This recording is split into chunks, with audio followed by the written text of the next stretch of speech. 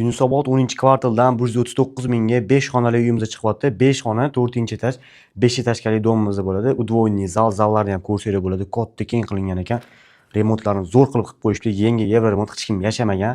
Bu yog'imizda esa podyezddan asosiy ko'rishimiz bo'ldi. Kirganimizda o'ng qo'limizda stroy mebellarni qilib ketishgan.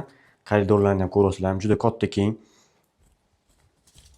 Bu yog'imizda detskiyimiz bo'ldi. Detskiydan kerakli hamma narsalarni qo'yib ketishgan. Konsertgacha qo'yib qo'yishdi uy egalari.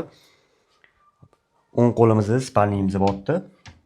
Bu yoqda ham konditsioner, mebel, hamma narsa qo'yib ketilgan. Mana ko'rsanglar bo'ladi. O'zingizlar remontiga baho beringlar.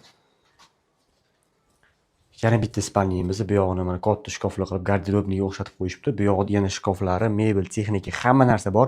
Uyimizdan umuman 112 kvadrat.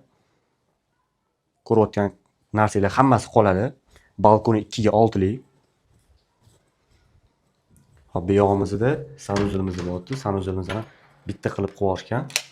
Mana ko'rsanglar bo'ladi. Chiroyli qilib qo'yishibdi sanuzilda ham. Bu yog'imizda oshxonamiz bo'ldi. Oshxonaga ham ikkita xolodilnik, kir mashina, hamma narsa qo'yib ketilgan. Mana ko'rsanglar bo'ladi. Bu yog'imizda esa o'tiradigan zona qilib qo'yishibdi mana. Hop, uyimizdan narxi kelamiz. Narxini 139 mingdan so'rashyapti. Sunnatiga ozgina o'tib berilgan joy bo'ladi. Bemalol pastdagi nomerlarga telefon qilib aloqaga chiqaverasizlar. E'tibor uchun rahmat. Kimga yana shunaqa uylar kerak bo'lsa, ko'proq variantlarni Telegram kanalimizga tashlaymiz. Ko'plarni Instagramga qo'shib ulgurmaymiz.